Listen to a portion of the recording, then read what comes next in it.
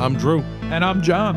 Today's episode is a special episode. It's a Halloween episode, so we're calling it something different. It's High on Halloween. Hell yeah. Today we are high on Halloween, and only fitting, we are going to talk the Halloween franchise for all of you Michael Myers fans out there. For those of you who love the good and the bad and the in-between, definitely make sure you listen in because we're going to discuss all of it. And we have with us special guest Ian from 616 Entertainment, the YouTube star. He's going to talk about the Halloween series with us. He's going to spill his guts. Not necessarily in an exclusive interview, but in more of a discussion. We're going to pick his brain, and we're going to have a nice little chat. So sit back, relax, enjoy your Halloween, and listen to us talk Michael Myers.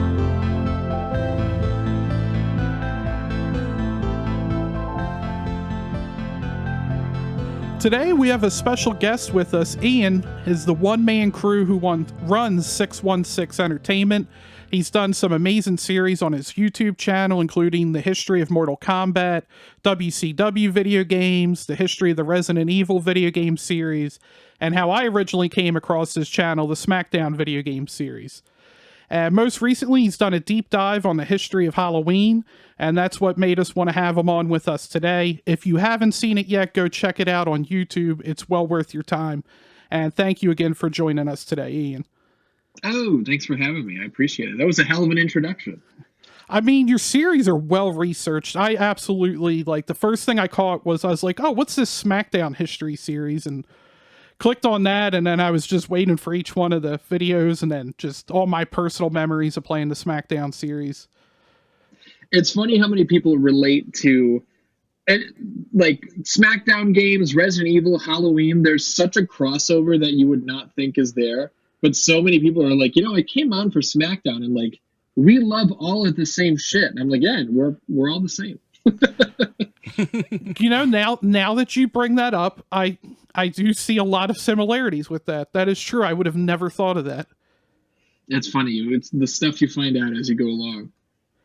And just getting started here, in case any of our audience isn't familiar with your videos, just what was your first memories with the Halloween series? And we'll kind of just go around here and share our personal stories.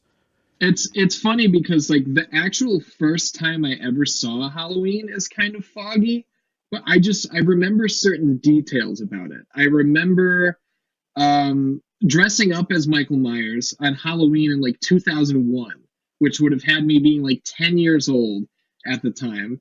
I remember Halloween being treated a lot like the original Terminator movie was, where I was at my buddy Tim's house, who I mentioned him 15 times across my Halloween series because we grew up and spent every day together. We'd be at his house watching the VHS tape of Halloween, and his mom would always be in the room. So all of the murders and everything, totally fine, but anytime there was nudity, she'd stand in front of the TV. And even as a kid, I was like, this seems fucked up. One of these is seems totally normal, and the other is a major crime. That is funny because my mom was, she's very religious, and it was funny because the murder and killing to an extent was okay in the movie, but don't dare see anybody without their clothes on. That's kind of funny. But my experience with Halloween actually is I didn't get I got the edited for TV, and I grew up watching the TV version from my dad recording it off of TV in the 80s. So when I actually saw it on DVD, it was just this is a whole weird movie. There's stuff missing. Where's the scene where she sees him at the asylum? But it was weird because I remember watching it as a kid, and initially I wasn't scared. I think I saw it too young, and then a year later I saw it, and it just terrified the shit out of me for the entire summer. Yeah, they have that effect on you sometimes where it's you're a little too young to understand, but then later on you're like, oh shit, this is this could happen. Yeah, absolutely. I actually remember it was my mom. My mom was a big horror fan. And she got me into Tales from the Crypt. That was the first horror thing I ever watched. And Halloween was actually the first horror movie that I ever watched. And I remember my mom, telling my dad, it's okay. There's no blood in it. And it still scared the shit out of me. It's I didn't care that there was no blood in it. It still scared the living shit out of me, And but it was the movie that made me say, hey, even though I didn't sleep last night, I kind of want to watch that again. And I don't know what it was, but Halloween's the film that gave me the bug for horror. I don't know if it's because it was my first horror film or what, but it just planted that seed, and ever since then, I've just loved horror films. There's definitely something as a kid about wanting to watch it again. And I know we're not going to go super deep into Halloween Kills because you guys just reviewed it, and I'm going to be doing a review on it. But like, when you say you wanted to watch it again, there was something as a kid, maybe you guys agree or disagree with this, that Michael Myers was like cool when you were a kid. Mm-hmm. Something about the mask was cool. Like, not the shit he was doing. It's not like we wanted to do that. But like, his look was cool. And then just to touch on Kills real quick, they're not trying to make him seem cool at all. He's so evil now that it's like, someone please get rid of this fucking guy. It's definitely a angrier, more brutal version of the Shape in Halloween Kills. Yeah. But you did like it, right? I did, yeah. Spoiler, I liked it. It's very divisive online, I've noticed. I went and saw it with two buddies, and we all liked it a lot. And on the way out, we ran into another friend of ours who we didn't even know was there, which is funny. And he didn't like it that much. 2 days later, I talked to another friend. He's like, "Oh, I saw Halloween Kills. I fucking hated it." And I'm like, man, every section of how you could react to this has already been covered with people I know in real life. Yeah, that's the same thing. Like, I grew up watching it with my sister, and she was like, it was okay. And some other people, I've kind of had like a lot of, it was okay. I mean, I don't think, at least to me, I don't think there's anything they could do to ever top 78 Halloween. No, and that kind of comes back to, it's a thing I always hear Jim Ross, legendary wrestling announcer, say is like, back in 1998, The Undertaker threw Mick Foley off Hell in a Cell. And ever since then, every Hell in a Cell match is trying to top that. And it's a waste of time because you can't. They're going to keep doing crazier and crazier shit, but nothing is ever going to have that shock of the first time someone got thrown off the cell. So... Yeah, I think eventually they got to the point where they knew it was getting unsafe, and they kind of toned down the Hell in a Cell, which kind of ruins the whole point of Hell in a Cell. Yeah. I think they tried to by making it taller, and then Shane McMahon was like, fuck it, I'll jump off that. Shane will jump off of anything, I'm certain. Him and Jeff Hardy. Oh, yeah. As I've completely derailed us here.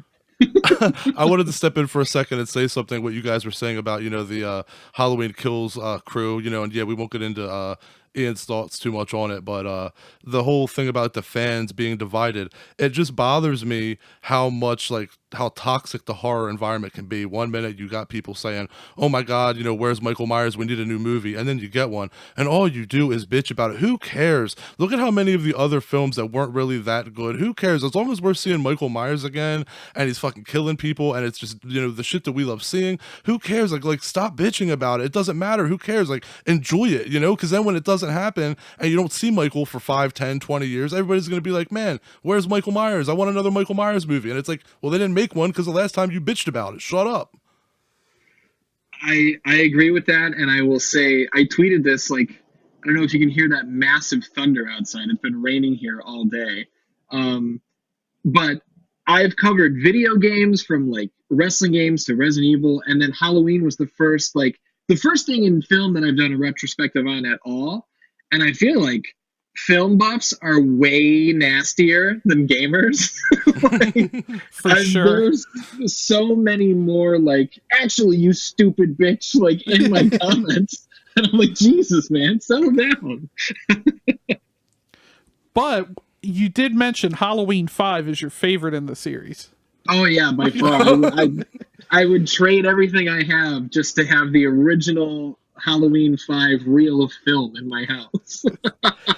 I will say that was the one disagreement I had with you, is the Rob Zombie ones are always lower to me. I'd rather watch Halloween 5 than either one of those.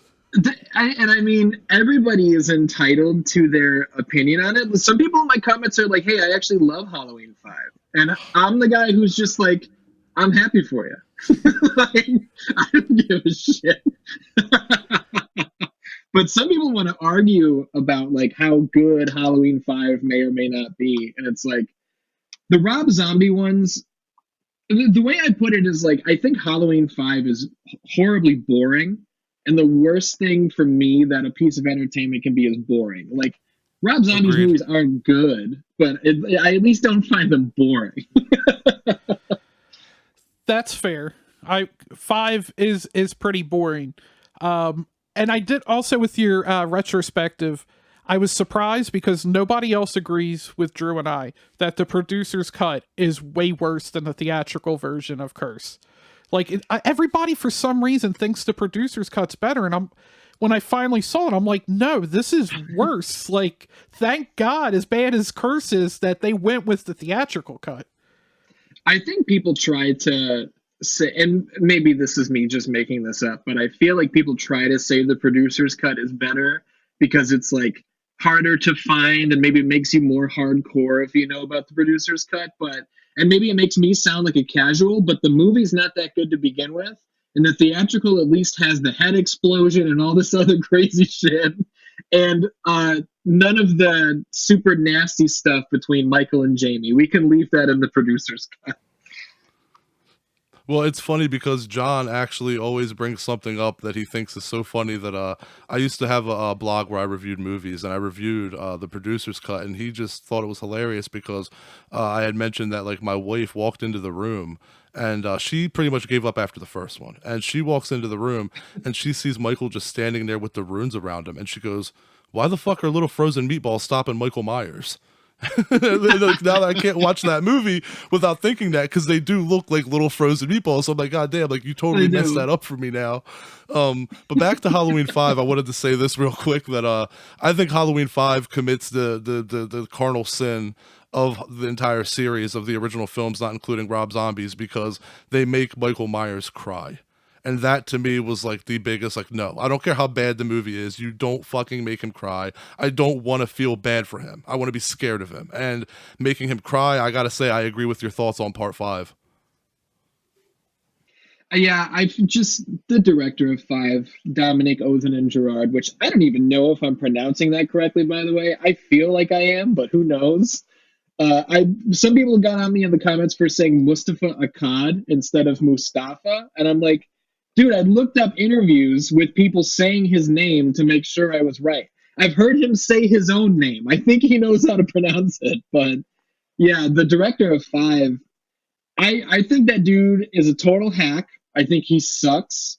And I think he changed things to like be artistic about it, not realizing that he sucks. And he made it suck. So. That, and I'm going to introduce a plot device of the Man in Black. It has no explanation, and it's the next director's problem to deal with that. Yeah, and just like, oh, Jamie kills her mom at the end of 4, and she's the new bad guy. And then he literally gets control of 5 and is like, I don't like that. Like, you don't just get to do that. Like, right. We already saw it. And it's funny, with 4, I saw you mention you saw the Halloween Kills trailer after you saw it and how much it gave away. I saw recently a Halloween 4 trailer, and in the trailer, it shows literally the scene where Jamie goes and stabs her foster mom. It doesn't show that it's her, but you see her, like, put on the mask, go upstairs, and I'm like, they literally showed the end of the movie. Yeah, even if you don't know that it's Jamie when you're watching that trailer, and I don't know if it's just me, I don't think it is, I just don't want to project on everybody else, but if I see a trailer, and in that trailer, we see through the eyes of a mask and someone stabs a lady with scissors. As I'm watching that movie, I'm going to be like, well, we haven't seen the point of view shot where someone stabs a lady with scissors, so it's not over yet. And oh, that lady's still alive. She hasn't been stabbed yet. That's fuck trailers. I hate trailers, man. After the original, what's your favorite in the series? 2. I love Halloween 2, yeah. And just to go one further, for the longest time, I was a 1-2 H2O guy. And that was in your video. Yeah, I completely don't count Resurrection because it's fucking horrible. But I think now that some time has passed, I think my top 3 are 1-2 2018. over time, I think I've settled into that, which I don't know how many other people feel that way. I don't know how you guys feel about it. What are your top three? Well, I guess we won't count Halloween 3 because if we did, I would put that in my top 3. I think it's That's a great fair. movie. You can count it. It's called Halloween 3. That's true. But of the whole Michael series, I'd have to say 1 and then 2018 and Kills. I Okay. didn't think I would like 18 and Kills as much as I did, but I like them just slightly over 2. Okay, The, I got it. the original 2, I'll say. Sure. Yeah, and I'd have to say that I agree with John. Our top three is the same. The thing for me was that I don't know how you feel about the other actors that have played Michael Myers, but James Jude Courtney really nailed the role of the Shape for me in 2018. So seeing him on screen, I felt like I was watching 78 Michael. I really did. So that to me brought me right into, okay, this one's going to be right up in the elite, like top of my favorites. And then Kills just came out, and I think I like Kills a little bit more than 2018. And I think the part of it is I really like that they went back to the no sister thing.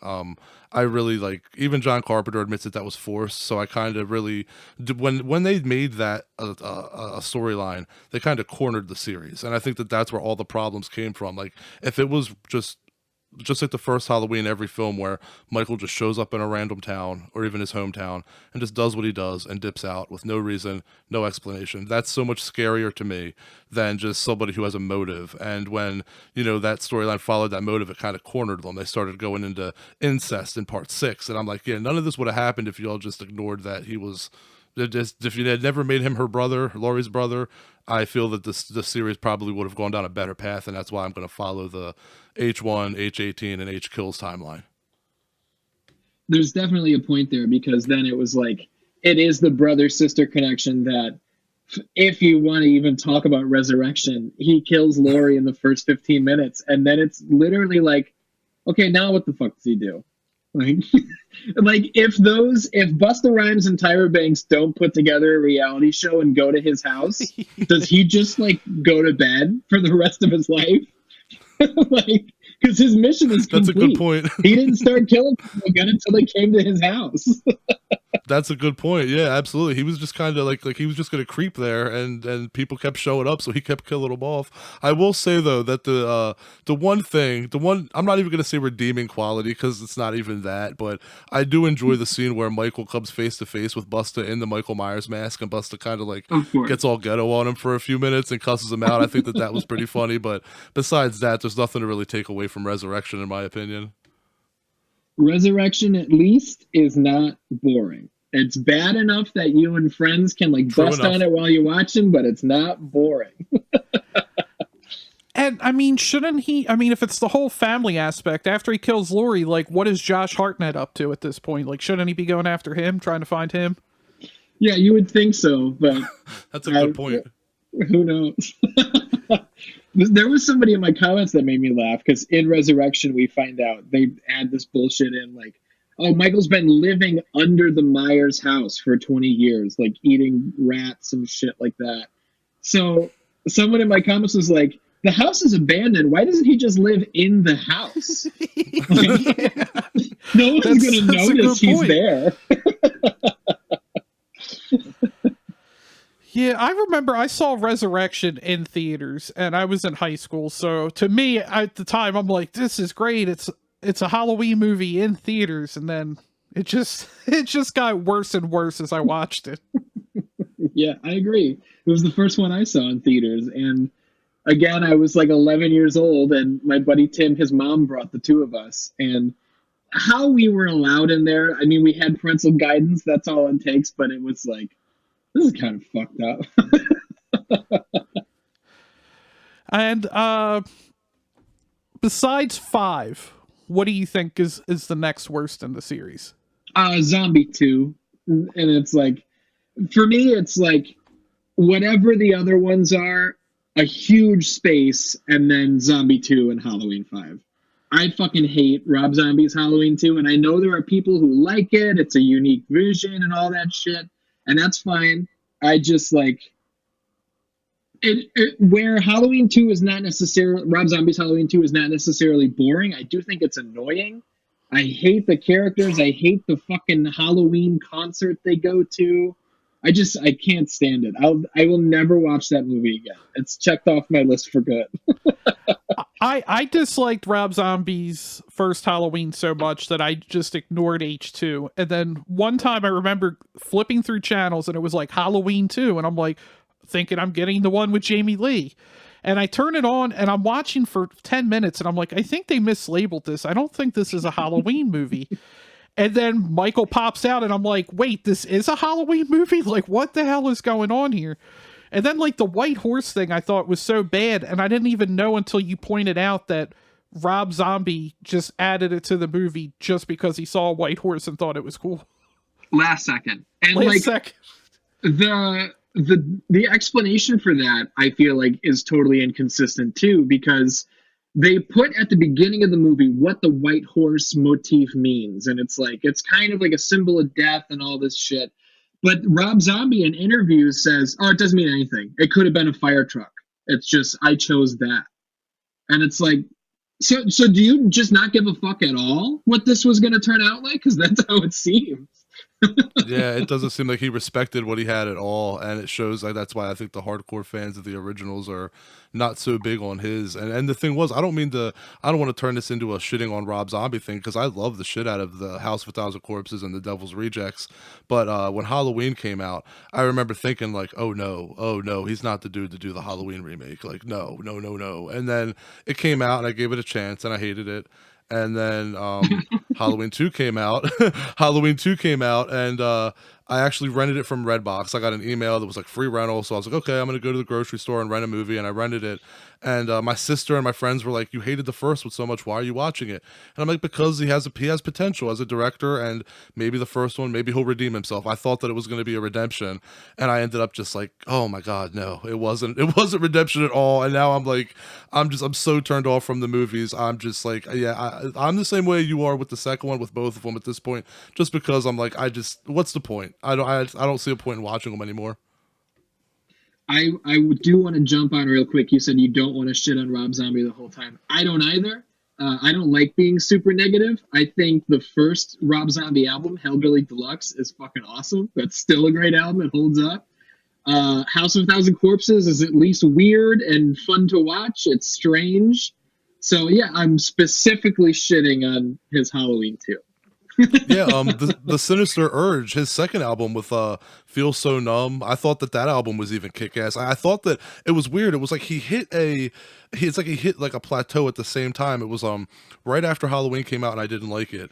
I heard his new single on the radio, and it was like Wild Horses or something like that, and it didn't sound like anything the prior albums. And I'm like, oh my god, like I just altogether, he just like I didn't click with him anymore, and it just happened like exactly at the same time, musically and film wise.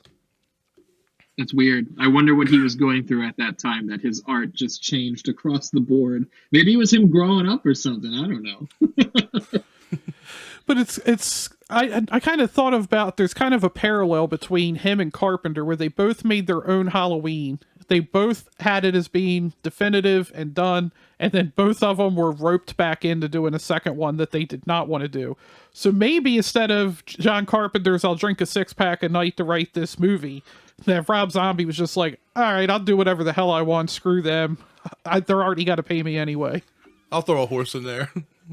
Yeah. And that could be something, and I know there are people who support his Halloween too, because it's like, there's the scene with the book signing where the guy comes in and he's like, oh, Michael's a hero, not like Bundy or Gacy or those other boring guys. Like, he's cool. And people say like, oh, that was Rob Zombie like shitting on the horror fandom, like in a horror movie. He's like making a statement. And I'm like, okay, well, it's still jerk off nonsense, and the movie sucks. So yeah, I really thought it took Loomis into a strange direction that I would never want to see Loomis go. No, I don't think anybody wanted that. I've never heard anyone say like, oh, this is the better Loomis. Yes, I will say of all the things said about Rob Zombie Halloween movies, I've never heard anybody say, oh, Malcolm McDowell's way better than Donald Pleasance. Yeah, No, and not no to way. shit on him, he's cool too. But that I Loomis, like you can him, keep it. just Yeah. not as Loomis. He's No. done a lot of great movies. Do you have a favorite kill? This was an idea that I was going to do a video on, and I'm sure I will eventually. But there are a lot that I like, and Halloween Kills kind of fucked it up because there are so many good ones in Halloween Kills that I'm glad I didn't already have this video done. But I mean, for as bad as Resurrection is, I do like when he sticks the knife in the top of that dude's head. That's like, just the thought of that gives me like the creeps. I don't like that, freaks me out. Just like the hammer in the top of the head from the original Halloween. Shit going to the top of people's heads freaks me out, I guess. But And the noise that it always from makes. It Halloween- always makes some sort of noise. Yeah, in the original Halloween 2, the hammer, it literally sounds like someone kicked a basketball. And I'm like, what the fuck was that? That is But, one of my favorites, and I saw it last night. It makes that like solid thud. Yeah. And I don't know how they did it, but for whatever reason, it sounds like a basketball to me. But Halloween Kills, man, I love the knife to the eye. I don't want to... Fuck it, we're already talking about spoilers. I love the knife to the eye of the nurse in the back of the car. That was awesome. And I love that it was practical and not CGI. That was really cool. And then I liked when he ripped the light tube out of the kitchen and stuck it in that lady's throat. Michael was super creative in kills, and I feel like there was 5 times that I was like, "Oh shit, that was dope." What are you guys' favorite kills? He took it far a couple of times in kills, and like you said, it's almost hard to think of. It's like when you think of kills, it's like everyone was good. I'd have to say that my favorite kill in the entire series is Linda's death, just because it's so iconic, and it's just so fucking creepy. So I have to say, but out of kills, if we're going to talk about Halloween Kills, I think that my favorite kill in Halloween Kills is the old man. You were talking about, his wife is the one with the light bulb in her throat. Because the way he stabs that old man, I had told John that one of the things that I liked was the 2018 in Kills, they brought back the trickery where Michael's like setting up the bodies again, and besides the first one, he never really did that. But in Kills, you kind of see the in-between. Usually you come in after the body's set up. And in this one, you actually saw like what he was doing to the old man when he just like kind of turned his back into a pincushion, and like he's tilting his head and he's looking at the different stabbings, and then he's grabbing another knife, and his hands are out in front of him, almost as if he's excited before he makes the stab. And like that kill just resonates with me because I'm like, we actually got to see him working. There was thought put into that. To everyone else, he just stabbed the shit out of a dude like 7 times, but to him, he just like made some kind of art with that. You saw him like crafting his art, so to speak. So I'd have to say that was my favorite in Kills. I spoke about that scene with one of my buddies that I saw the movie with, and that specific part where he like sticks a knife in and he like looks at it and then he grabs another one. I was like, dude, he looks like a child who's coloring, who like he sits back and looks at his picture and is like, no, we need green. And then another knife, looks at it, no, red, grabs another knife. And it was like, man, I feel like Donald Pleasance, I don't remember which one it was. No, it was 2018. It was the second Doctor in 2018 who's like, oh no, he's all there. He just like chooses not to communicate. And seeing him assess those situations and then add to it, it's like, yeah, he's totally there. And it just makes it more fucked up. It makes it scarier. Yeah, my favorite kill, it's funny because you mentioned it, is the hammer to the head in the original Halloween 2. It's just that sound that it makes. In Halloween Kills, I would have to agree, it's definitely the light tube. That one was crazy. But also, as bad as it is, Curse of Michael Myers, when the dude's head explodes, it's for no reason, really. It's still just awesome. Yeah, why does Michael's head not explode? He's...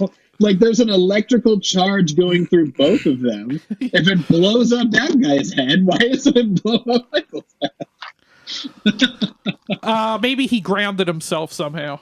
Yeah, it's like the smoke fatality from Mortal Kombat 3, where like he drops all the bombs and then we just see the entire Earth explode. And it's like, well, I guess smoke did kill him. Is there a bigger asshole in the entire Halloween series than John Strode from Curse of Michael Myers? No, I don't think so. That guy is a dickhead, and that's why the theatrical cut's better, because we see his head explode. I don't need to hear that guy screaming and then see lights in the basement. I want to see the product of that dickhead getting what's coming to him. And I guess that's bad writing that we want these innocent people to die. That's where the new movies kind of change it. Yeah. Actually, I wanted to bring something up to you guys. I don't know if either one of you are familiar with the Netflix show, The Movies That Made Us, but they just recently put out 3 new episodes, one on Halloween, one on Nightmare on Elm Street, and one on Friday the 13th. And something was said in this episode. Now, I'm sure, Ian, that, your knowledge is through the roof like ours, but something was said, and it kind of shocked me, because I'm at that point where whenever I buy another Blu-ray reiteration, or I watch a documentary, or I read a book, I kind of have like, it's kind of hard to find new information. It's kind of like, oh yeah, I watched something, but I already knew all of that. But watching this episode, something was said that kind of really took me aback, and that was that Erwin Yablans says on this episode that there was never any the babysitter murders, like, ever. Like, that was never a title that they were going to use, like that was all just made up, and that was like all stuff on the internet. And I'm like, ever since I can remember, I have a DVD of the Halloween 25 years later. It's like a documentary. It's mentioned on there. I'm pretty sure I remember Carpenter mentioning it, and now all of a sudden, like, Erwin Yablans has kind of turned it on its head and said, yeah, there was never no babysitter murder title, nothing like that. It was always just Halloween. Did either of you guys ever hear anything like that? Because as far as I was concerned, the babysitter murders was like the title. I did watch the episode, and I heard him say that, and to me, if you take everything that you just said and think about it, I think it's pretty clear that Erwin Yablans is wrong. Like, if there are 100 things out there that, like, oh, it was called this, here's who said that, here's my source for where that title comes from, and then one guy who didn't write the script, was a producer, was like, no, it was never going to be called that. He's the one guy who says, oh, no, that's not true. It's like, to me, it's like maybe they never intended to call it or release it as the Babysitter Murders, but that was for sure a working title at some point. Like, I'm trying to think of other working titles that we know about, but like the Uncharted video game, like when they were working on it, Naughty Dog called it Project Big. It was never going to be called Project Big, but it was certainly referred to as Project Big. So Erwin Yablans is just creating a whole argument for people, and I genuinely feel like there's not much there. I think he's mistaken. I have to agree. I don't know why he's saying that, because I've even heard him previously say that was the title. I don't understand, like, what the purpose is in saying this now. Like, I mean, literally everybody involved with the movie, including himself, has said that was a working title. And then I think it was even Erwin himself was saying that he saw about Halloween and realized there was no movie that were titled Halloween or took place on Halloween. So then they just decided to repurpose it and call it Halloween. Mm-hmm. Yeah. And I think that's another thing that goes to show that it's either a misunderstanding, or there's also the possibility that show, The Movies That Made Us, and they also do The Toys That Made Us, they have a very snappy editing style, and that could have been like Much Ado About Nothing, but they threw it in there as like, I bet you've never heard this before, sort of thing. Totally. So it was definitely the Babysitter Murders. There's a reason 150 things out there say that. So Yeah, I don't, like I said, I don't know what purpose that would have at all for him to change the story, but I mean, we got Halloween, so in the end it worked out. I agree.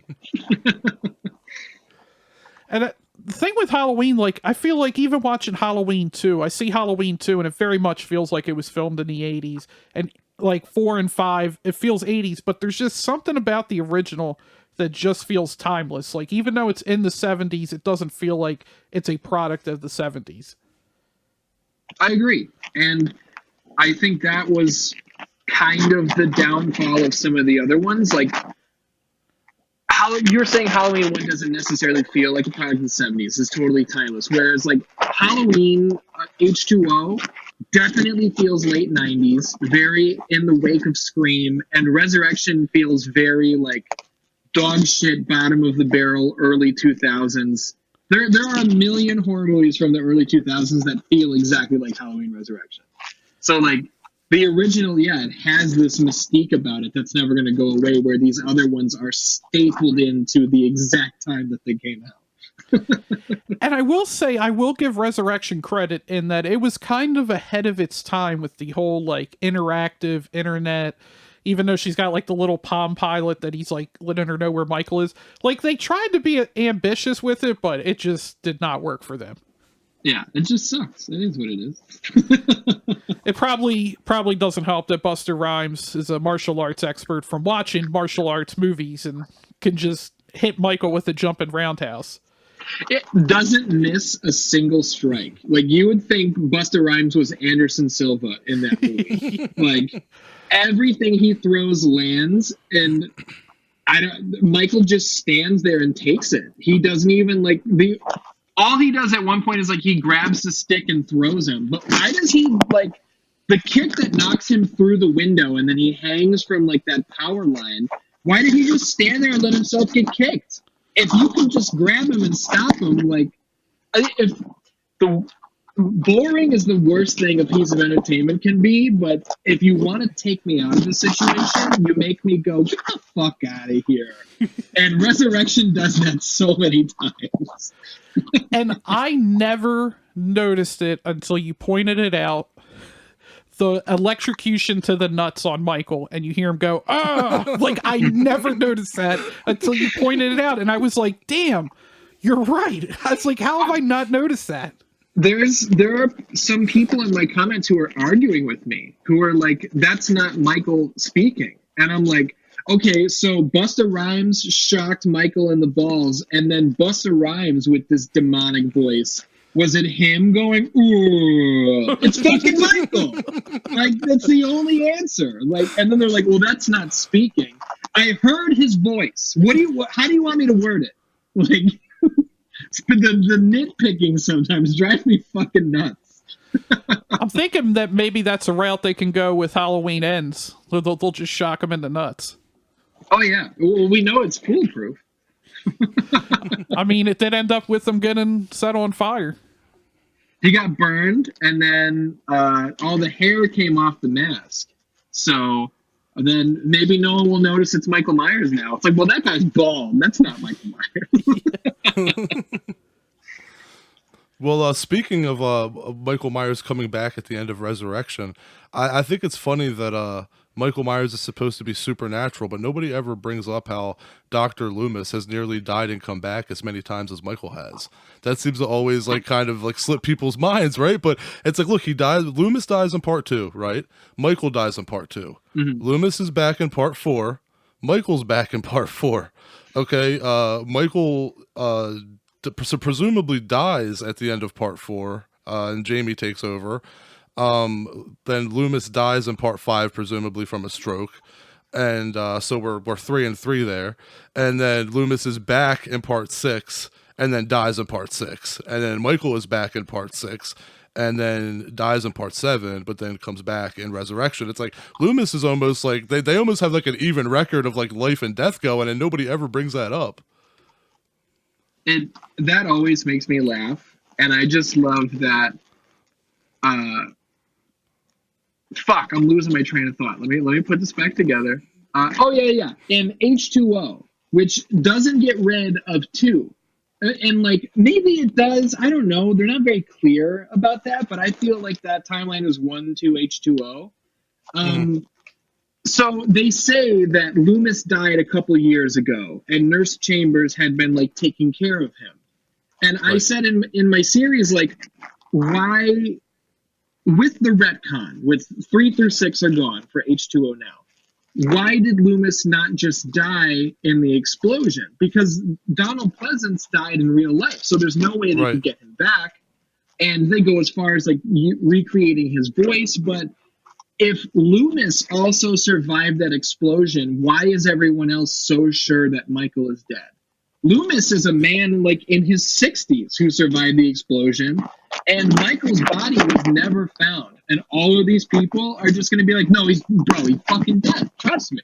Like, it's a major hole. They should have just gone with, he died in the explosion. He was a hero. He took out Michael, but whatever. That's a very good point. You know, that's something that it's one of those things that I've seen the movies 1,000 times and I've never put that together, but you're totally right. Like, they did kind of go canon with like the other films and acknowledge them with Loomis, whereas they could have, if it follows part 2, it should have just been like, oh, Loomis died back in 81 in the hospital. So yeah, I actually had never thought of that, but I do wish, I will say that though, with Halloween H2O being as good as it is, I do wish that Loomis was in that film. So if there were another Halloween film where we had Donald Pleasance as Loomis, which film would you put him in? If you could have him back for one film and it was a film that already existed, not something that has to be made yet, and you're like, okay, you could put him in H2O, Resurrection, hell, you could put him in Halloween 3. Which Halloween do you feel that Loomis would be like, that would benefit the most from having Loomis in it? Me. If we're just playing totally like fantasy booking, maybe 2018, and I feel like he could have fit there, and he would have been like 111 years old or something. But if we're fantasy booking, I'm going to play with the numbers a little bit. But I would not. I feel like H2O is good, and putting him in there could make it too full and water it down. I would not dare put Donald Pleasance on the set of Resurrection. I have too much respect for him. And I feel like if Michael like killed the shit out of him in 2018, because here's what I'll say: get rid of that doctor from 2018 because I think he's the worst part of the movie. I hate that guy's heel turn and he puts the mask on. Oh, this is what it feels like. That moment takes me out of that movie big time. If that was Loomis and he was killed in a horrible way and like we really felt for him, that would have worked for me. But I don't want to put him in 3 either because I also love 3 and I don't want to overfill 3. So yeah, I would go 2018. What do you guys think? I was going to say 2018 as well, and I 100% agree. That's the one thing that really bothered me from 2018 was Dr. Sartain just stabbing Hawkins, and I was just like, why does this have to be in here? I wanted the Doctor to be more along the lines of Loomis, like, he's evil, we got to stop him. And like even with that scene, like after they hit him, if you had Loomis in there and he's going to go in for the kill shot on Michael and then Michael kills him and you're like, oh shit, like that would have worked in better. But yeah, like you said, Donald Pleasance would have been 100+ years old. But yeah, if we could have had him in 18, that would have been amazing. I agree. 2018 for me as well.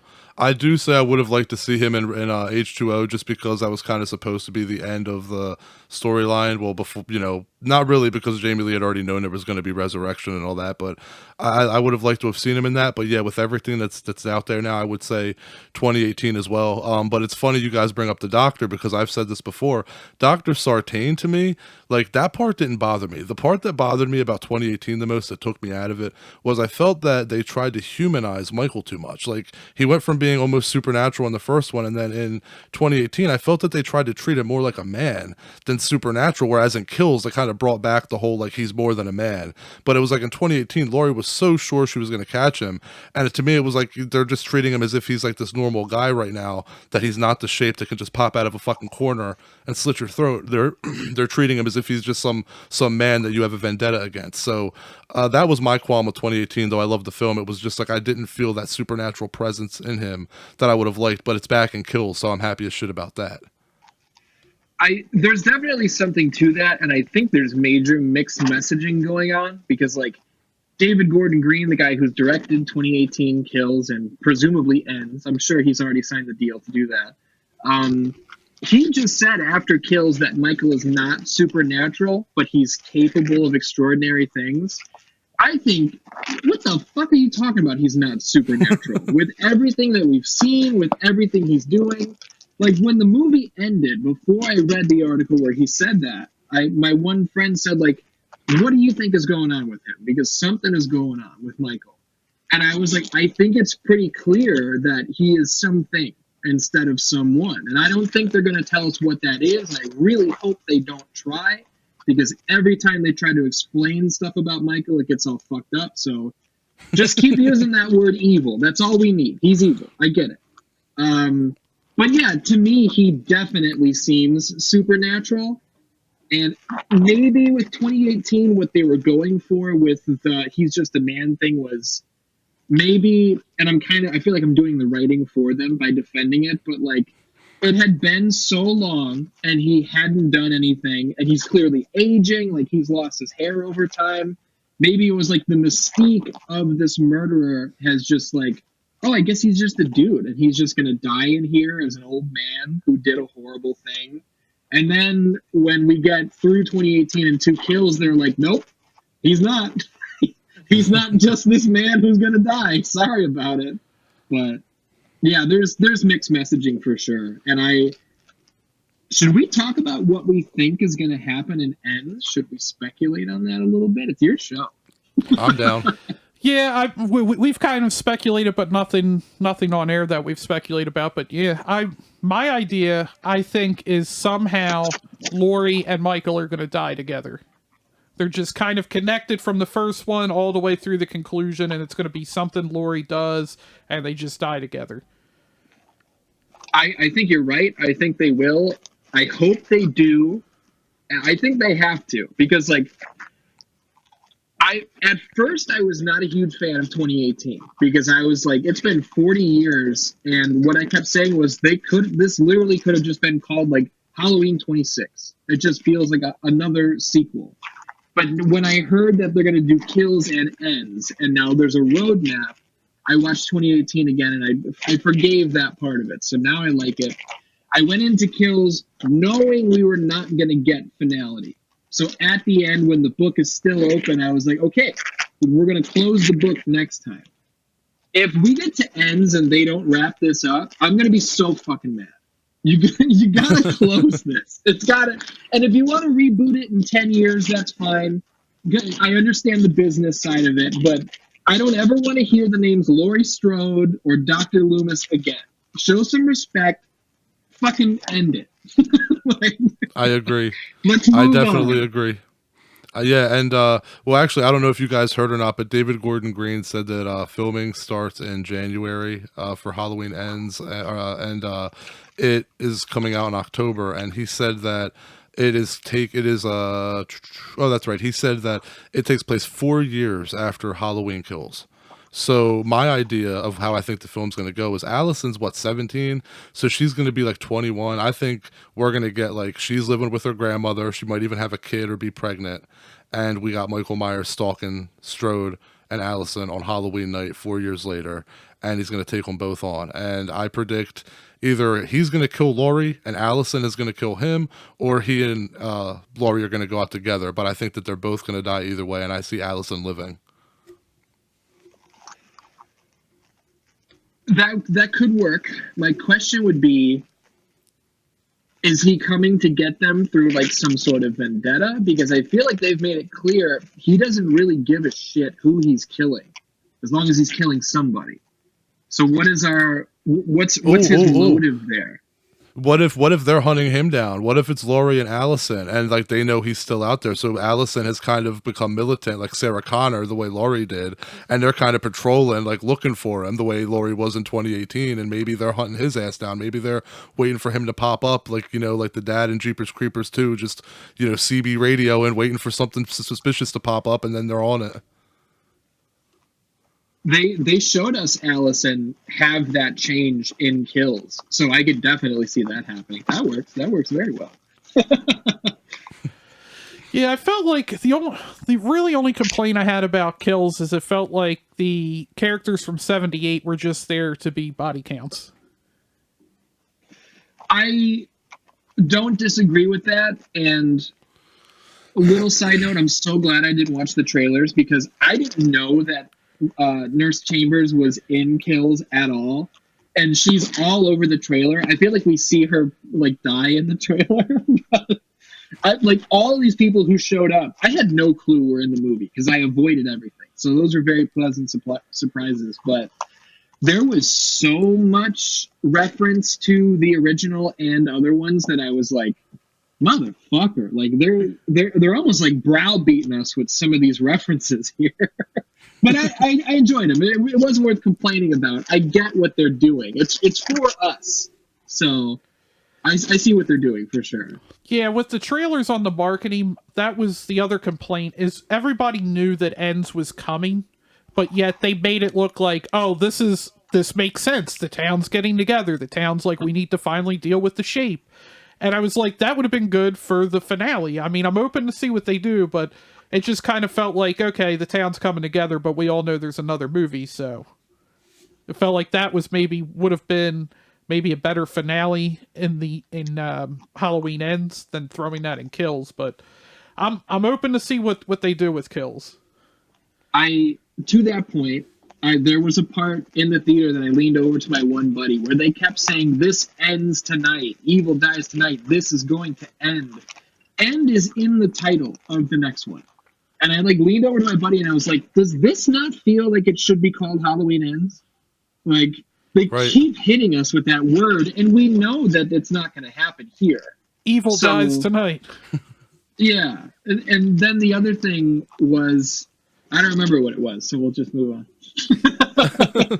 Well, something that I wanted to bring up that you guys were talking about just a second ago was the characters from 78 being brought back to be a body count. And I had seen a complaint online, and here's my thing. Again, I'm not the writer, but I am going to defend the writers and the decision to bring some of these people back. I saw somebody say, that they legit gave Lonnie Elam a backstory. They made up an experience he had when he was a kid, when he ran into Michael.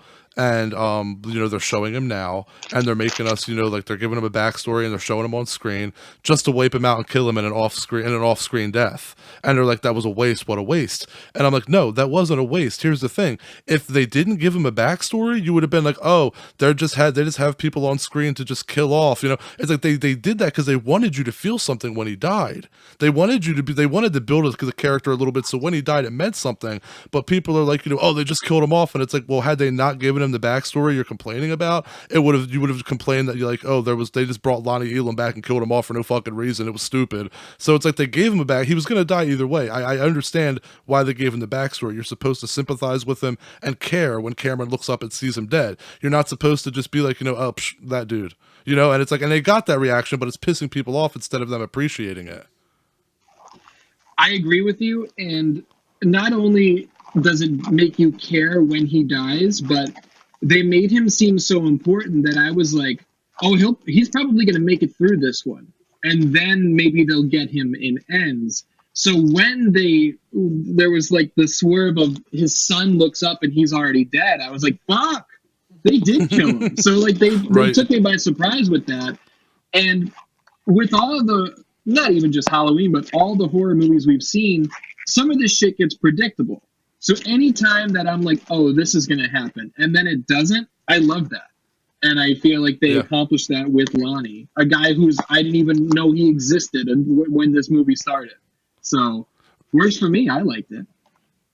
And let's talk about how, what was he in Myers' house for 0.4 seconds before he fired his gun? That shit took no time when he went inside the Myers house. Yeah, I love that. It doesn't he turn and give a thumbs up, I got this. And it's that moment, and with the Big John and Lil John, I audibly laughed in the theater when they know somebody's in the house, and one of the Johns picks up the tiniest little knife and is like, it's okay, I have this knife. And it's like, oh boy, you don't know. You don't know what's coming. It's funny because that's the best part. And my sister is somebody who watches movies, and you won't know that she finds it funny because she doesn't laugh out loud. And that was one of the scenes that as soon as Big John picks up the knife and he's like, I got this knife, I just heard her chuckle. Big John and Little John were awesome. It's a shame that they were killed because they were so entertaining. But you know what? That's a great kill too. Someone getting stabbed in the armpit. Yeah. That made me go oh no, I don't like that. Did you guys notice them on the bus bench? Yes. Yeah, I figured that's how they got the Myers house, was like, it was off the market, it was abandoned, but them being realtors, they were probably like, oh, this is a fucking steal. Wait, we'll just make this our own house. Fuck it. But I love that they don't even point that out. They don't have to explain that to us. It's there. If you saw it, good for you. If not, it doesn't matter anyway. And I loved both of them with the children, and when Big John is like talking about Michael fucking Myers, and he was like, he stabbed his sister in the tits. Yeah, it's like so harsh and aggressive. And I love how they threw the Halloween 3 mask in again. Yeah, and like that was the thing, is I saw I avoided all the trailers and everything, but someone in my comments was like, oh, I like that they're going to like include Season of the Witch into this timeline. And I didn't know what they meant. And then when I saw the movie, I noticed the masks, and I was thinking, like, they're not including it at all. It's just an Easter egg for you and I. Like, the Silver Shamrock isn't a thing. It's just a little callback. But I don't know. Some people are, I don't want to be a dick, but some people are pretty dense. All right, well, sorry. Everybody here, name your 3 favorite actors that played Michael Myers. I'll go first. Nick Castle, James Jude Courtney, and Dick Warlock. I mean, yeah, I would go with the same list, but I have to include Dick Warlock just because, like, he has the best name ever. It is a good name. And yet, not to make this the most, like, the quickest ranking ever, but I totally agree. Those are my top 3 as well. I know there were 2 guys that played him in 6, or Curse, and I don't really know which scenes are which guy. I just know that they, like, recast him when they started moving stuff around, but I know we are ranking the best, but as much as I liked the mask from Halloween 6, towards the end, when they're in that weird area with, like, the test tube fetuses and stuff, whoever was playing Michael at that point was, like, his, like, super closed, hard fists as he's, like, walking down this hallway. I was like, has this guy never seen a Halloween movie before? He looked like a fucking supervillain, like a bruiser who was coming to, like, beat people up.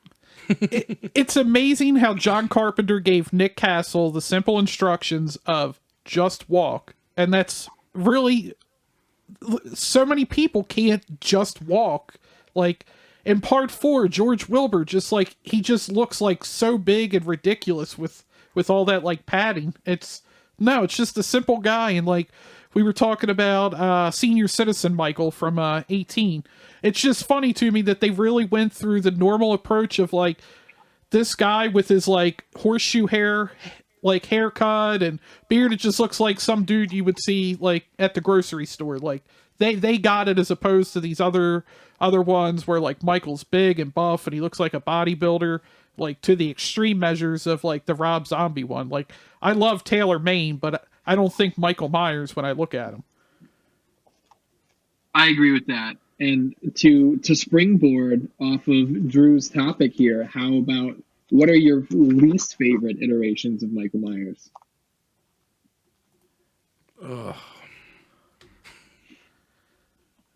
I mean, I would have to go Taylor Maine just because I like him in other stuff. He's great. It's just Michael's not supposed to be, like, 7 feet tall. I didn't really care for H2O, Michael.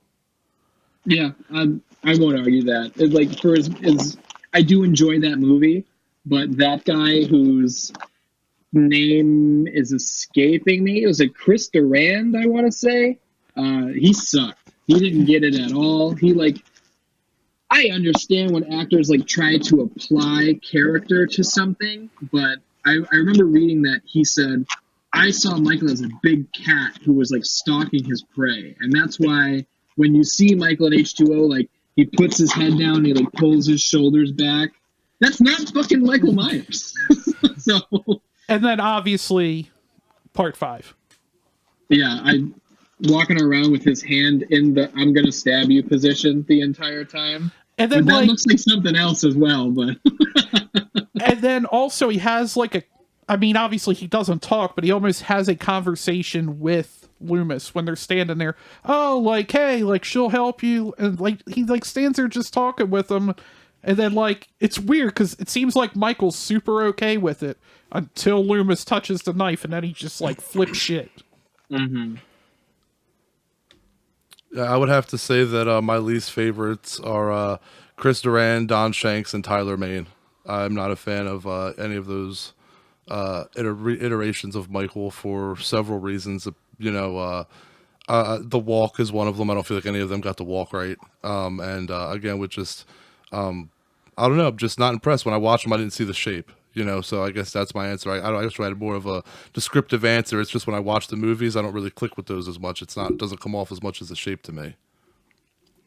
Yeah, that makes sense. It is a thing that it either works for you or it doesn't. And I don't think anyone ever has or ever will say that Halloween 4 Michael is their favorite. For as much as I like Halloween 4, that fucking weird, like, that guy's got the weirdest body I've ever seen in my life. And I know it looks like he's wearing a life jacket under his jumpsuit. It's very strange. And like the thing that I feel like a lot of them don't get from Nick Castle's version of the shape is his version, Nick Castle's, he doesn't waste any movements. Everything's a very deliberate path, very deliberate approach. Yep. Where like you have in part 5, you have Michael just flipping shit and just like throwing caskets everywhere. Like when you watch Nick Castle, he has a path he's walking, but it's not a wasted step. He knows exactly what he's doing. And I feel like it's just hard for some of the actors to just get that. And that's exactly, I think, what makes the new guy so good as well. Is that he feels like he watched the first one and was like, I got it. I get it. Just the scene in 2018 where he's like on the block and there are kids walking past him and we see the doctor and the nurse get into their car to leave. He's standing completely still. Like a kid walks up to him, he looks down. And then he like hears something in the house, he looks to the right, he goes that way. It's when you guys say like no wasted movement, it's exactly that. That guy gets it. He's so good. Agreed. And I actually asked him about that when I met him. I met him at Monster Mania, and I asked him, I was like, dude, you did such a good job. I was like, that scene in particular, I was like, the way you walked, the way you moved, I was like, did you study the film before, you took the role? And he was like, no. He's like, honestly, he's like, I wanted to make it my own, but I wanted to pay respect. He's like, I watched the film once, and he's like, and I didn't study the walk. I just wanted to capture the essence, the aura of the character. And I'm like, well, whatever the hell you did, it worked. Whatever the hell you did, it friggin' worked. And yeah, I do gotta say that that's definitely my favorite scene in 2018 is when he's just kind of like that scene where he looks in the house and then he just goes house to house. Like that is just to follow him around in one like smooth movement and watch him just do his work and just wreak havoc. I mean, that's what he does best. So yeah, that scene in general is just badass. And the music, that was also what made 2018 feel like a great Halloween movie. Was it felt like Halloween again because of that friggin' score. Am I right?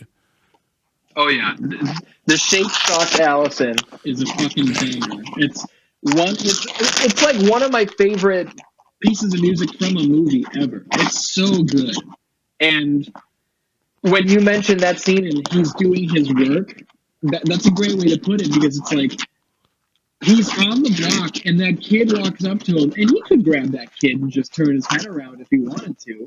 So like, what was it about seeing that woman in the house that he was like, oh, I'm going to sneak around the back and I'm going to get her and I'm going to go to the next house. Like, what gears were turning in his head that's what he decided to do? Oh, it's so good. I love it. Exactly.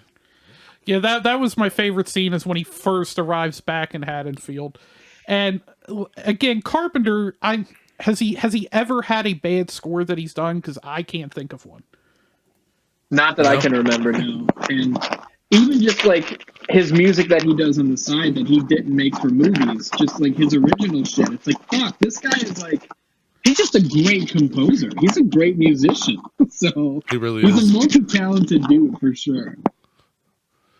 Well, the thing that I think that we can all agree on, the thing that worked about Halloween, the original 1978 film, the reason that we all love it, is because even back Even The Thing I would categorize as a simple film in a respectable way. What I mean is that Carpenter had a way of, he's not David Cronenberg. He tells a straight story from A to B. Like, he's just like, he gets in, he tells the story, and he gets out. There is no, like, besides They Live, there is no real social commentary to movies like Halloween and stuff like that.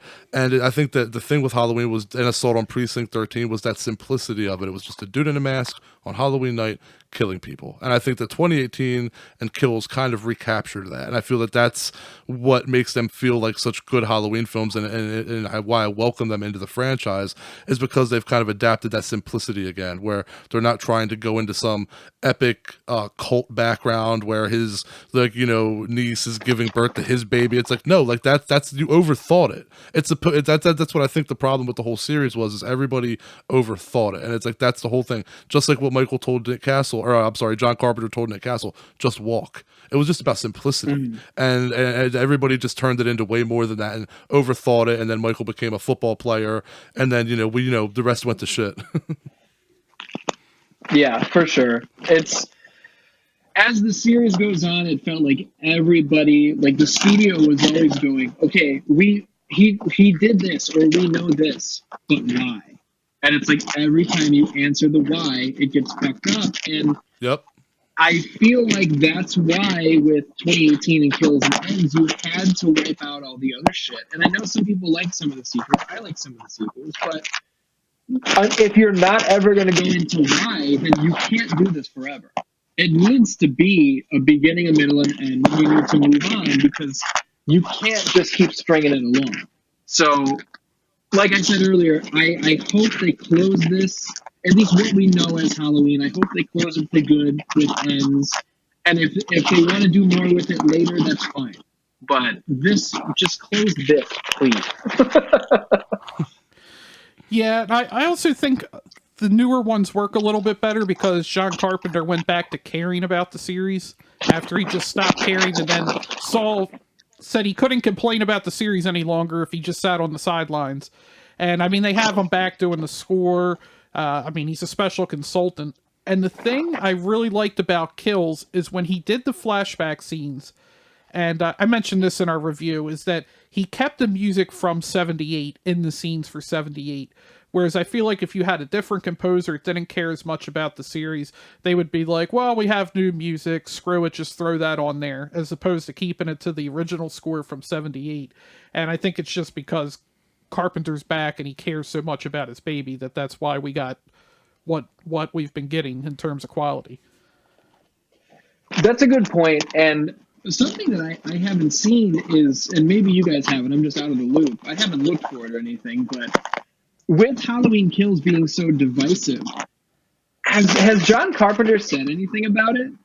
Has he said one way or the other whether he likes it or doesn't like it? I haven't seen him say whether he likes it or doesn't like him, but I heard him say, or I saw him say, that it will scare the living shit out of you. So I guess that means he likes it. Okay, I'll take that. I know there are people who don't like the Evil Dies Tonight and kind of like the messaging about mob mentality and how people don't listen and they're so quick to judge and they're like, why is this in my Halloween movie? But I agree with you that they're not going too far in doing something like that. It's still very grounded. It's very human. It's what would probably happen. Like, we have seen that happen. So for me, it doesn't feel out of place. And I'm for it. I didn't think it felt out of place. I just thought that maybe the scene went on a little too longer. I mean, I felt like we got the point. I agree with that. And to the extent, I mean, Halloween 4 did it. They just did it much more quickly when Ted Hollister got killed in the bushes because they thought it was Michael. Yeah. I agree that it went on a little too long. Like, when we got the payoff of the other escaped patient, he jumps out of the window and he kills himself because he's scared of what they're going to do to him, and nobody is even thinking about, like, oh, that's clearly not him, sort of thing.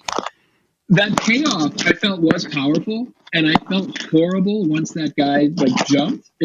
So it worked, but there were parts where I was like, okay, let's fucking move on. Like, yeah, this isn't bad, but we're spending a little too much time with this. So Agreed.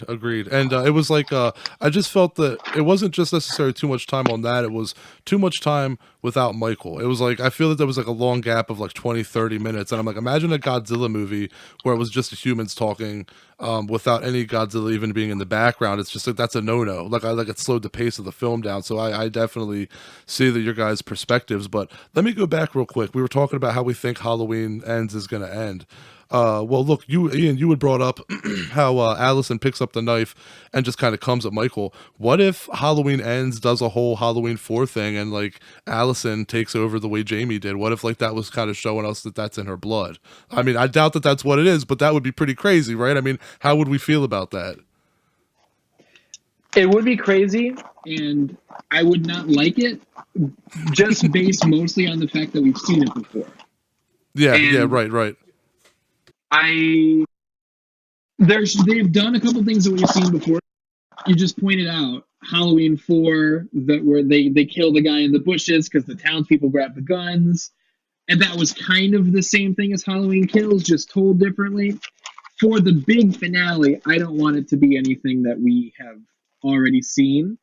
And with it being called Ends, if now she's the fucking killer, then that doesn't feel like an Ends to me. And I'll hear what John has to say before I'm going to pitch another question to you guys. Yeah, I would not be in favor of that, and I don't think they would do that because, at least according to David Gordon Green and Danny McBride, they did extensive. They'd already were fans of the series, but they went back and rewatched everything and were like, this works, this doesn't work. So I would hope that maybe they would be like, you know what, maybe we'll stay away from that. The other thing I was concerned is that they did take another ending that it almost kind of sometimes feels like it has to end like H2O, right? Like they literally have to chop his head off. Yeah, I agree. Chop his head off, or they could pay homage to Halloween 2 and Laurie flicks a lighter that explodes the two of them, something like that. Because we had mentioned previously, like those two, it seems like we're heading towards the death of both of them. And I mean, Halloween 2 was supposed to be the death of Michael and Loomis, but it could be something like that. The other question I was going to pitch to you guys is, I was kind of wondering, and I guess I still am because we're not done. We haven't seen Ends yet. But with 2018, it seemed like everybody was obsessed with Michael speaking. The podcast guy has the mask and he's like, say something. The doctor pulls the car over because Allison tricks him with saying, well, he said something to me. So through Kills and Ends, I'm like, is he going to talk? Like, is he going to say something? Like, do you guys think they're going to go there? I don't think they will, and I really hope they don't. Yeah, no one's ever done it right. So it puts a weird taste in my mouth about it, and it makes me not want to see it, but I also think it's possible that they will. Drew, do you think he's going to speak?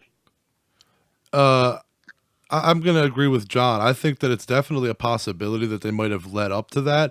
I can only hope, like in my mind, I don't want it to happen, but you know, like I didn't want Battlestar Galactica to be rebooted with a female Starbuck, you know, no offense to anybody. It's just, you know, when you see a male Starbuck, you know, and then there's a female, it's kind of like, hey, that's not what I'm used to. So, but then when you see the Battlestar Galactica remake, you're like, oh shit, that's the best way it's ever been. So I think if it's done right, I could be proven wrong, but I don't want to see it. But if it's done right, I won't bitch about it. But I hope that they don't, because I feel that they'd keep the character preserved. And like, you know, if it ends and he talks, then that's like Laurie kind of broke him. I'd rather the series end with he just dies, don't break him. Mm-hmm. Yeah, I can see that. That was one of the things I was kind of questioning if they were going to do. And then also I feel like there's a thing out there that casual viewers of Halloween, to me, it seems like they think Michael teleports the way that Jason does. Like, through Friday the 13th, they don't give a shit. Jason will pop up anywhere. It doesn't have to make sense. And in Halloween Kills, when he was chasing Lindsay through the woods, I was like, is he going to pop out from a tree in front of her? I hope they don't do that, and they didn't. But they also kind of have the thing where in the flashback, the boots end at the fence. So Did he climb the fucking fence? Like, I don't know. We both thought the same thing was going to happen with Lindsay Wallace, that he was just going to like pop up from a tree. And yeah, I'm glad that they didn't do that. And for him speaking, like, I'm trying to rack my brain to think, like, how could you even do that, right? Like, there's nothing that stands out to me. I mean, I'm willing to have them prove me wrong, but there's just nothing that sticks out that I'm like, why would it be beneficial if he talked? Yeah, It works for Rob Zombie. Die!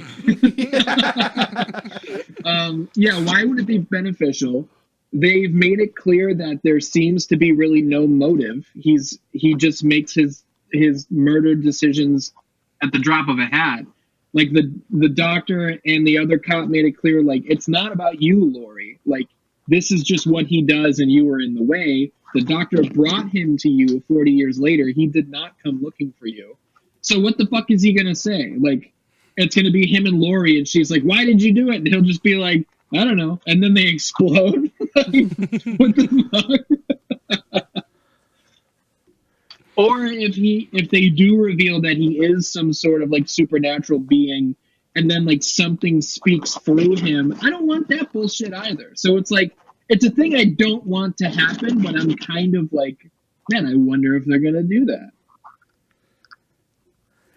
I feel like if they did, they probably would have did it in 2018, unless they're just going for a long payoff on it. But yeah, and I think all of us kind of like, I don't know what he could possibly say that I would be like, oh, that was a good choice to throw that in there. Yeah. To that point, I feel like no one really asked him to speak in Kills, or nobody's like, did he say anything? But so I guess I could drop it now. But through Kills, I was like, oh, I wonder if we're gonna pay that off. But seems like we've moved on from that. Well, so let me ask you something though. I know that so I'm not a writer, so this is going to be cliche. So I'll ask both of you, but especially Ian, because he had said that he wants it to end and Halloween ends. So if there's another big explosion and it's like it seems final, but like the last shot that you see of the film is like they never found the body, but they find the mask. Is that going to leave you unsatisfied, like knowing he's still out there, or is that cool? Is that enough of a definite ending, or like do you want him dead? No, he's got to be fucking dead. He's got to be dead. There have been so many swerves, and like, we didn't find the body. The mask is still here. He switched costumes with somebody. It's called Halloween Ends. He needs to be fucking dead. I want to see his bones. I don't care if they fucking, and this is obviously a joke, but like, I don't care if they Ben Tramer his ass and they identify him with dental records. He needs to be fucking dead. So I mean, I feel like you have to with Halloween Ends. Like, if they don't, I really feel like it's going to sour my taste on the previous two entries just because they didn't end it. Because it does, this trilogy, I guess, I mean, it fits in with the original, but this trilogy they've done since 2018, I mean, it definitely feels like it has an arc. And like we've said, it almost kind of compares to like the Star Wars series, where like this was kind of like Empire Strikes Back. Michael wins in the end, and then you're just like, where do we go from here? But hopefully they do have a good enough Return of the Jedi like closing to the series. It's funny you use the word return right there, because a lot of Halloween hardcores know that there was a movie in the works called Halloween Returns. And it never came together. So then when Halloween 2018 comes out, maybe they just didn't want to create confusion, so they left that title off. But it does bug me that this new timeline is Halloween, Halloween, Halloween Kills, Halloween Ends. It drives me a little nuts, but it is what it is. Halloween Returns is a cool-ass name. I mean, they kind of use the return for the return of Michael Myers. And yeah, that's also true. And 4, 5, and I mean, it's not technically 6. I heard that it follows the same as the Pink Panther, where it's return, revenge, and curse. People have asked me in my comments why I didn't mention that, and I was like, because I didn't know that. I only know that through James Rolfe, the angry video game nerd. Same. Because I've never seen the Pink Panther movies. So if I put that in my script, I'm really just parroting what he said. and I like totally try to not do that at all times. So I left it out, even though it is true and it's hilarious. I wouldn't know if it wasn't for him. And you and I both fit into the same category that we like the mask from Curses. Besides you did your ranking series, and you had, I believe it was H2 was the worst. Because it's like half of a mask. I was going to say, does that even qualify as a mask? I mean, it's on his fucking head. It was really weird seeing like half a mask and then Michael with just like a full beard. Just like he'd been just like chilling in the woods. It sucks. I will say, I still think even though the worst mask besides H2 has to be the digital mask from H2O. If I was counting those in my ranking video, that would have been there because it's horrible. But since I only like use the official like through line masks, I also hate 5. The giraffe neck with the receding like practically Hulk Hogan haircut. Like what the fuck? Hulk Hogan haircut. Oh my god. Yeah, and I've had comments that are just like, well. It's not that it's a new mask. It's just over the year, like the year that he was in that hut, like the latex weathered. And I'm like, okay, and the hair grew? Like, it's, shut the fuck up. Absolutely, and I'm gonna go back. I'm sorry, guys, but I'm still hung up on trying to imagine the ending of Halloween Ends now. Well, I was just thinking this will never happen, but how amazing would that be if we got like a Freddy versus Jason ending where it's just like Laurie and Michael face to face. She's burying knives to the fucking handle in his chest, and he's just ripping her fucking arms off and shit. Could you imagine? He does the Freddy vs. Jason and puts her own arm through her own chest. Yes, dude, her hand is closed with a knife, and he just picks it up and stabs her with her own hand with the knife. I love Freddy vs. Jason. I don't give a fuck.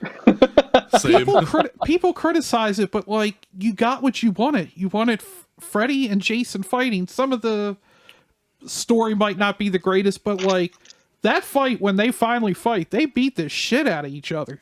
Oh yeah, yeah, they do. They definitely do. And you brought up the Angry Video Game Nerd earlier.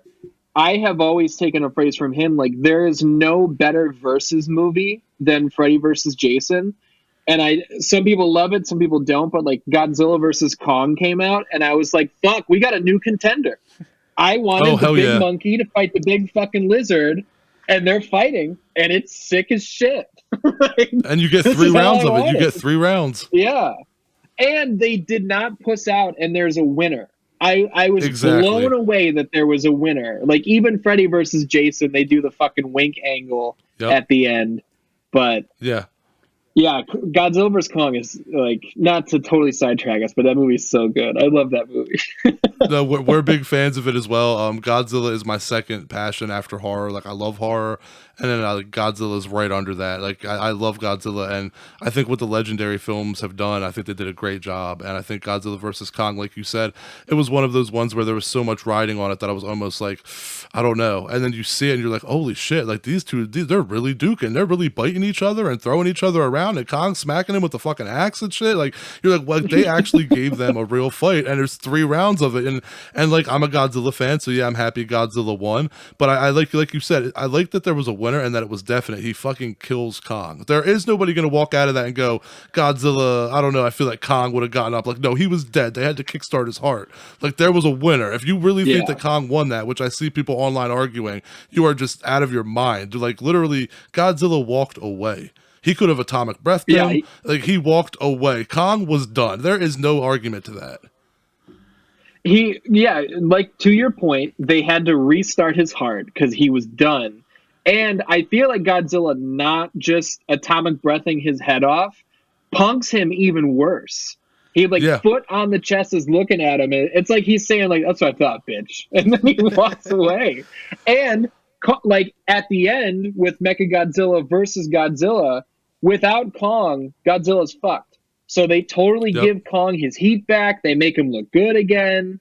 It's goddamn, that's a good movie. And I think my right AirPod just died. So I will say, yeah, now I definitely want to watch Godzilla versus Kong again because that movie's amazing. yeah. Oh, I might have to watch it again too.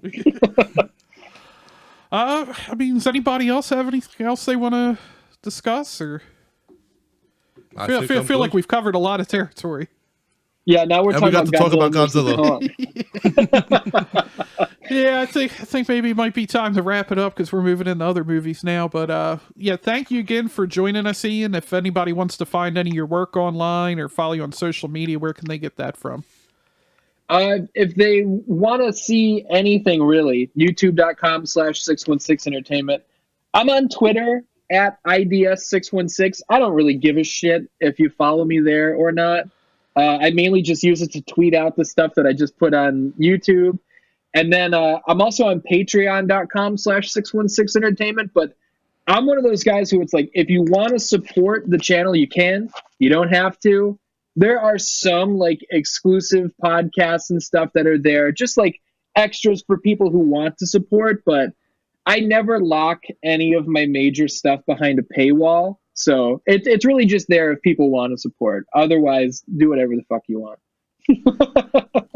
And now you said for your Halloween series, you're waiting for Kills to come out to do the final part of that, right? Yeah, so I saw Kills, and I'm going to do like a free form kind of review on it on Halloween Day. So it's not going to be like my research, like deep diving retrospective style. This one's just going to be like more conversational. And then when Ends comes out, I'll see it. I'll sit on it for a little while, and then I'll do one last chapter for 2018 Kills and Ends, because I feel like the only way to do it properly is to take the new angle and cover it all together. I don't want to put years between doing all of it. And like, I could gain more subscribers and views and like get paid more like revenue if I did it that way, but I'd rather just do it the way that I think is right. So I'm gonna wait, and then part 6 will come whenever it comes, and it'll cover all 3. Yeah, because with when you did the last one with Rob Zombies, I was wondering how you were going to incorporate, and then at the end, which you said made sense, is you might as well just wait since those 3 movies are kind of together. But Yeah. and I will say, as much as I love to hate on Rob Zombie's Halloween, and I was really interested for your opinion, I really appreciated your even-hand approach to it, where it was more like, and we also kind of saw it when we watched Behind the Monsters, where it was the people kind of talked and said, you know, if you like a gritty, dark Michael Myers, like, Rob Zombie's for you. Most of us, that's not what we want, and I'm like, that's kind of a fair approach to it. Yeah, I wanted to make a point to keep my opinions and like the actual facts of production separate. So it's like, here's how the movie was made, here was the plan. I don't like it that much, but that's another thing. Well, back to how it was made. I wanted to be fair and point out like what's cool about it and what's not, because I feel like it's really easy to totally shit on something or to put it over to the moon. But to actually take the time to be like, here's the good, here's the bad, it's up to you, do whatever you want. I feel like that's the more fair way to do it. And I never want to just be like one of those channels that's constantly telling people how to feel. So trying to approach it fairly it's always going to be my plan. Hopefully I can keep pulling that off. So I appreciate the kind words. You're definitely very, very unbiased. Whereas I feel like sometimes I can get biased in some of my opinions. Oh, I definitely can. And that's why I'm happy that I don't really do any live streaming, because if I did, I know I would just say shit and be like, well, hold on. And then like try to go back on it, to where when I write it and then I have to read it as I'm doing the voiceovers, it gives me like 3 opportunities to catch something and maybe change my mind about how I said it. So, and I've done that plenty. And I know you had talked about doing some other horror series. Have you made any decisions about what might be next?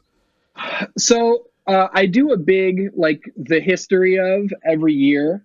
And this is going into 2022's history of. This is the first time that I have, like, between, like, 3 and 5 things that I really want to do. And I just have to choose one. So coming up to this, it was like, oh, clearly Mortal Kombat, clearly Resident Evil, clearly Halloween, or whatever wrestling games. But this one, I got a bunch I'm trying to choose from. And I don't think the next one is going to be horror themed. I think I'm going to do another video game series, but I'll keep doing other horror stuff on the side. But yeah, I don't know what it's going to be. People have asked if I can do more horror history ofs. And what I've said is, like, the 2 that are at the tip of my tongue for the next horror one, it's between Friday the 13th and Child's Play. Like, nice. Those are the 2 outside of Halloween that I know the best. And I think, like, maybe more than half of the Friday the 13th movies are dog shit. And I really love Child's Play. So, and even some of those are dog shit too. But when it comes to horror, those are the 2 franchises that it'll be one of those 2 that I tackle next. Well, we'll be watching. Thank you. That was also the most long-winded fucking answer of all time. That's why all my shit winds up being like 4 hours long. Oh no, I appreciate it. There's been a couple times where I'm like, I can't sleep. Let me find something on YouTube, and I'll go on YouTube and I'll be like, oh, there's a new 616 video. I'll check that out. I appreciate that. Some people say that and then they're like, I'm not trying to say it's boring. And I'm like, no, dude, I fall asleep to podcasts on a timer every night. I know, I get the drill. Oh no, I'm not even talking about going to sleep, just trying to find something to watch. Oh, John's an cool. insomniac. Okay. Yeah, like I said, the one time I got on there and I came across History of SmackDown, and I was like, that's interesting. I haven't seen anybody go through this. I love all the SmackDown game. Well, I wouldn't say I love all the SmackDown games, but yeah. Well, I know the insomniac deal as well. I'm not the best sleeper in the world, and now it's almost 9 o'clock, and I've been sipping on a black coffee this whole time because I've been there. Got a whole shitload of editing to do tonight. So. Luckily, we have an editor. I mean, I don't know how you do it, just being speed yourself. I'm insane. It's I'm insane. We don't do the editing for our show, and I know how much of a pain it is just on this end of it, and how much of a pain it is for our editor at times. I just hats off to you. I don't think either one of us could write, do video, edit, and all that. It's an ungodly amount of work. I don't recommend it. Well, thank you again for joining us today. It was a blast. We always love talking about with Halloween. And then, like I said, I saw your video and I'm like, we should definitely get them on and just talk about Halloween videos. Yeah, this was a great time. You guys are very good at this. So if you ever you have another topic that you want to have me on for, we'll get it together. But yeah, this was really fucking fun. We love Friday the 13th. We love Child's Play. A lot of our episodes, I don't know how many people we've talked to from Friday the 13th Part 6. And and we got to talk to Andy Barclay himself from Child's Play. So I mean, yeah, Child's Play Friday the 13th, we'd definitely be open to having a discussion about that. I'm in. Well, hopefully we'll talk to you soon, and thanks again for joining us today. Thanks a lot, Yes, man. indeed. Thank you, guys. Thank you. Take care.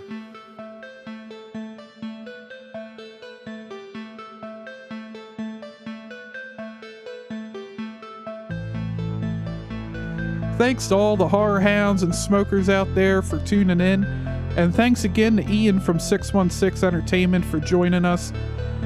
And I'm telling you again, go check out his series on the history of Halloween. You won't regret it.